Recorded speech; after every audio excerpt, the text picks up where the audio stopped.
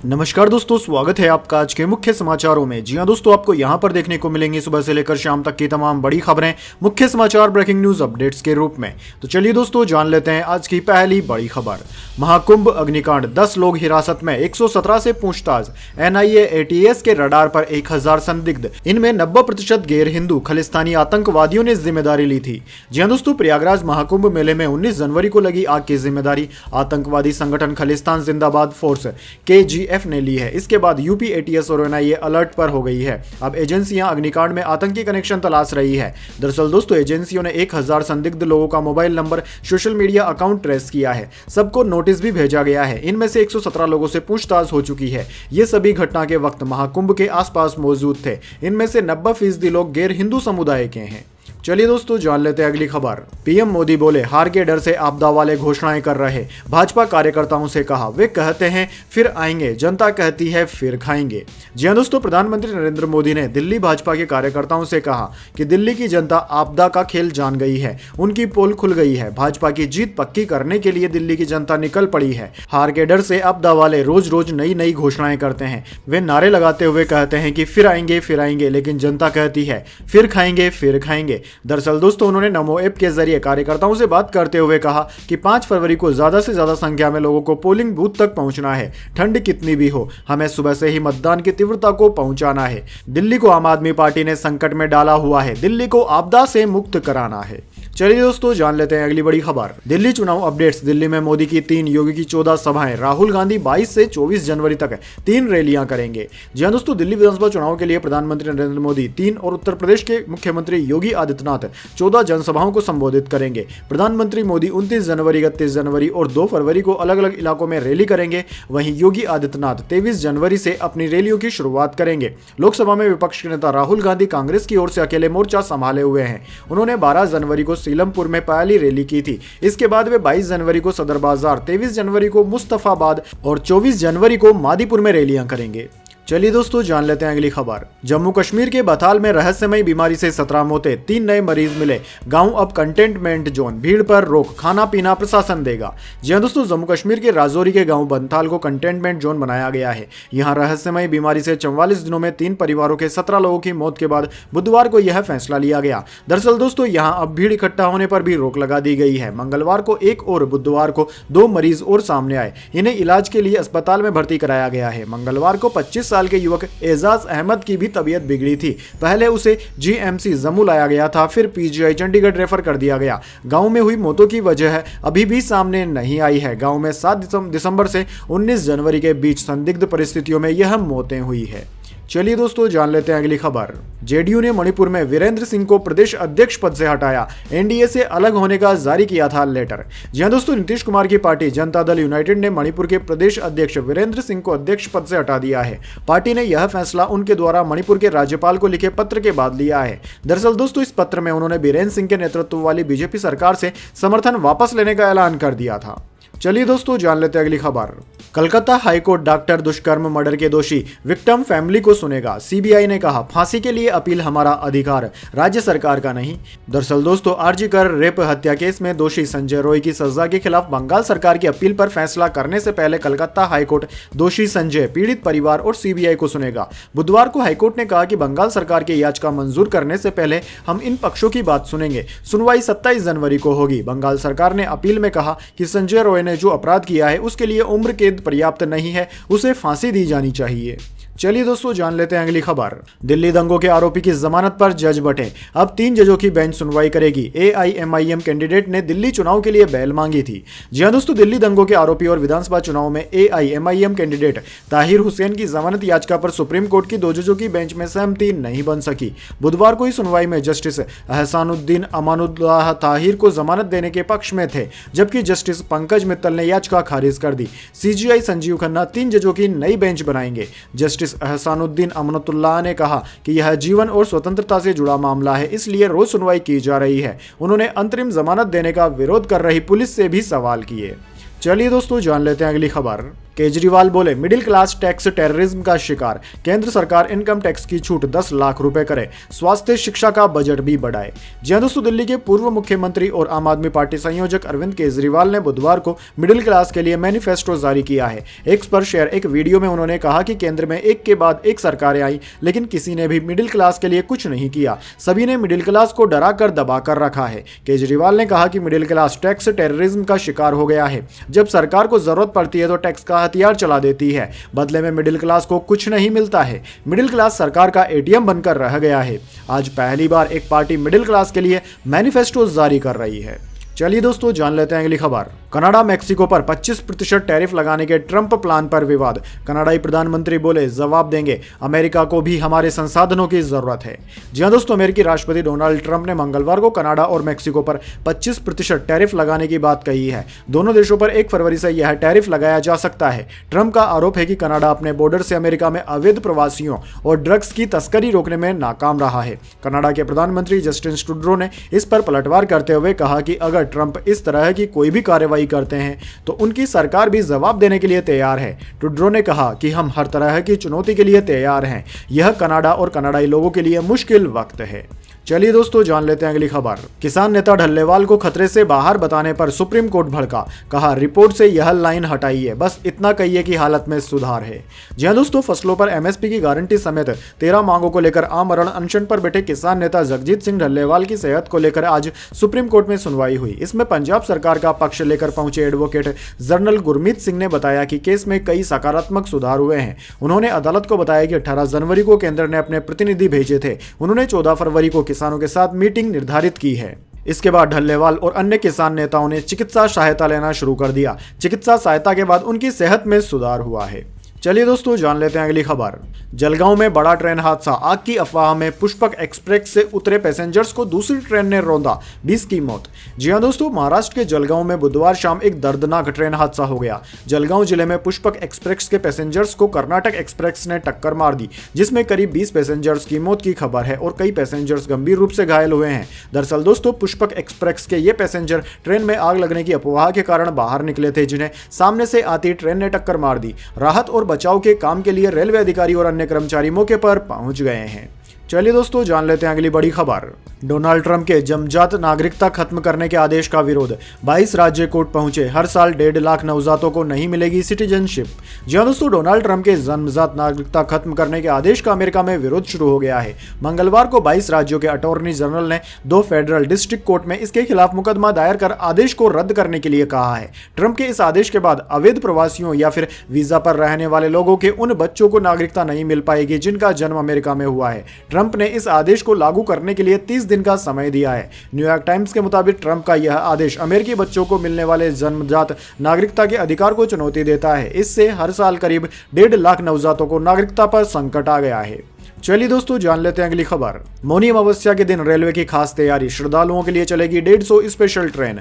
जी हां दोस्तों, प्रयागराज स्थित महाकुंभ नगर में सबसे बड़े स्नान पर्व मौनी अमावस्या पर करोड़ों की संख्या में आने वाले श्रद्धालुओं के लिए प्रयागराज रेल मंडल ने 150 से अधिक मेला स्पेशल ट्रेन चलाने की योजना तैयार कर ली है। दरअसल दोस्तों, अधिकारियों ने बुधवार को यह जानकारी दे दी। रेलवे के सीनियर PRO अमित मालवीय ने कहा कि मौनी अमावस्या के दिन प्रयागराज रेलवे 150 से अधिक मेला स्पेशल ट्रेनें चलाएगा। उनके अनुसार सबसे अधिक रेलगाड़ियां प्रयागराज जंक्शन से चलेगी। इसके अलावा मंडल के अन्य स्टेशनों से दिशावर स्पेशल गाड़ियों का संचालन किया जाएगा। चलिए दोस्तों, जान लेते हैं अगली खबर। सैफ अली खान के घर बयान दर्ज करने पहुंची पुलिस। एक्टर ने अस्पताल पहुंचाने वाले ऑटो ड्राइवर से मुलाकात की। मां शर्मिला ने शुक्रिया कहा।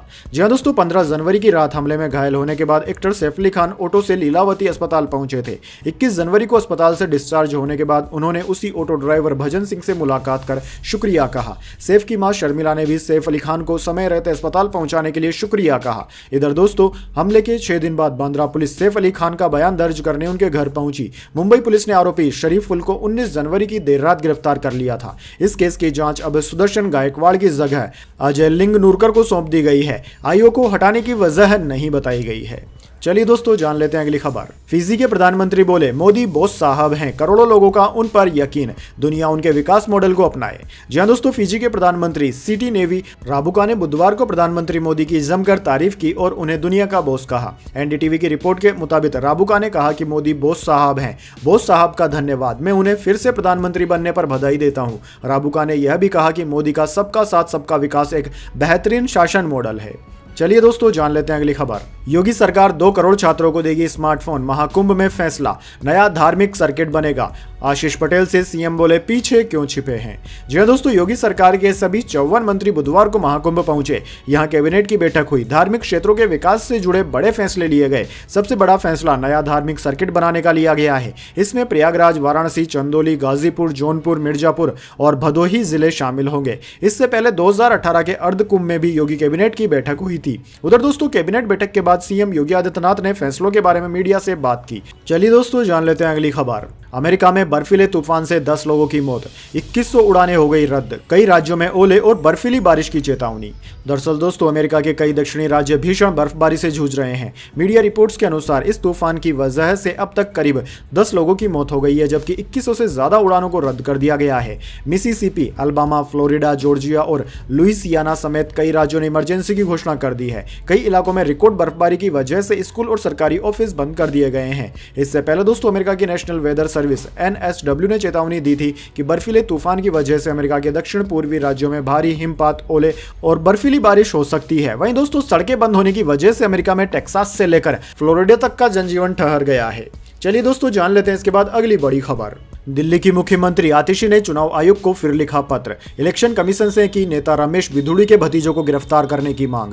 जी हां दोस्तों, दिल्ली की मुख्यमंत्री आतिशी ने बुधवार को फिर चुनाव आयोग को पत्र लिखकर बीजेपी प्रत्याशी रमेश बिधूड़ी के भतीजे पर कालकाजी निर्वाचन क्षेत्र में गुंडागर्दी करने का आरोप लगाया। आतिशी ने बीजेपी नेता के भतीजे मनीष बिधूड़ी और राजीव भाटी को तुरंत गिरफ्तार करने की मांग की है। सीएम आतिशी ने बुधवार को फिर से चुनाव आयोग को चिट्ठी लिखकर बीजेपी उम्मीदवार रमेश बिधूड़ी और उसके भतीजे पर गुंडागर्दी करने का आरोप लगाया। दरअसल दोस्तों सीएम ने अपने पत्र में कहा कि आम आदमी पार्टी कार्यकर्ताओं को धमकाने के मामले में रमेश बिधूड़ी पर आपराधिक कार्यवाही करने की जरूरत है।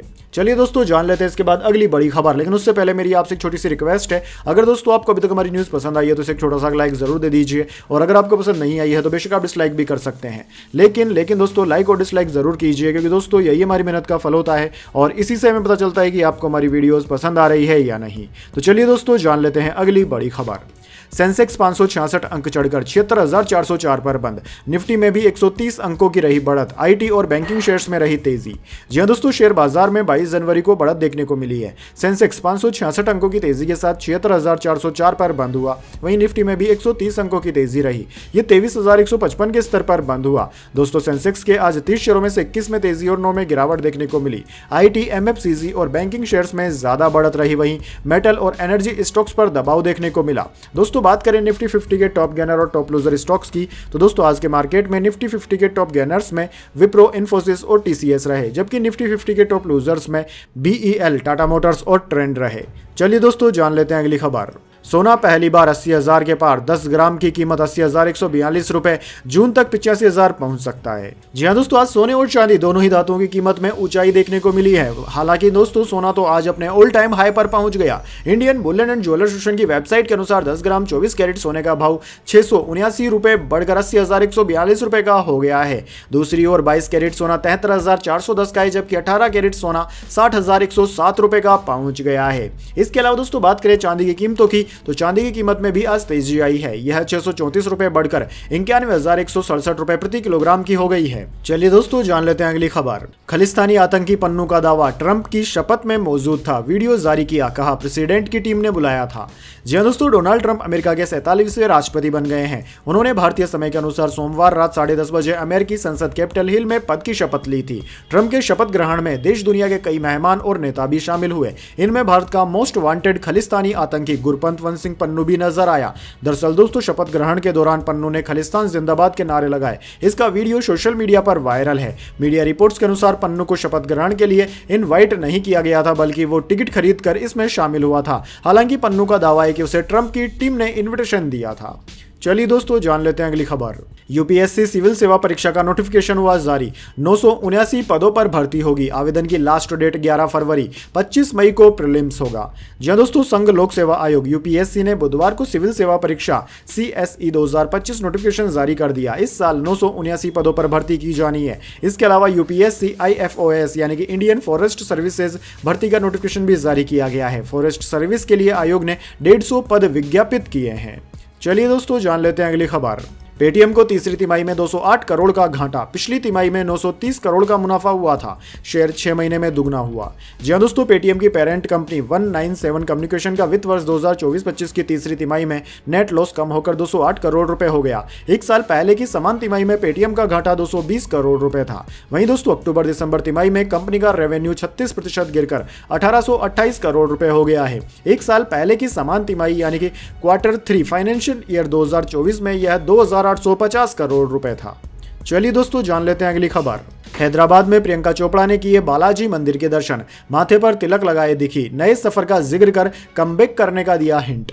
जी हां दोस्तों, इंटरनेशनल स्टार बन चुकी प्रियंका चोपड़ा बीते कुछ दिनों से भारत में है। हाल ही में प्रियंका चोपड़ा हैदराबाद पहुंची, जहां उन्होंने चिलकूर स्थित श्री बालाजी मंदिर में दर्शन किए। नए सफर की शुरुआत के लिए प्रियंका ने भगवान का आशीर्वाद लिया।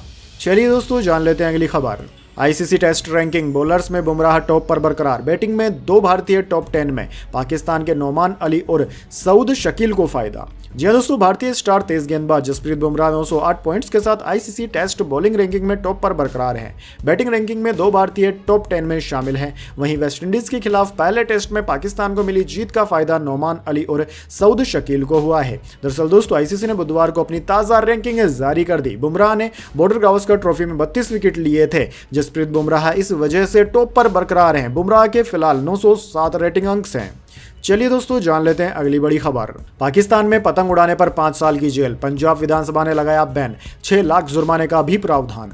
जी हां दोस्तों, पाकिस्तान के पंजाब प्रांत में मंगलवार को पतंग उड़ाने पर प्रतिबंध लगा दिया गया है। न्यूज एजेंसी एपी के मुताबिक इसे लेकर पंजाब विधानसभा ने एक बिल भी पास किया। पतंग उड़ाते पकड़े जाने पर 3 से 5 साल की जेल या फिर 20 लाख पाकिस्तानी रुपया यानी कि 6 लाख भारतीय रुपए का जुर्माना या फिर दोनों हो सकते हैं। जुर्माना न भरने पर 1 साल की अतिरिक्त जेल भी हो सकती है।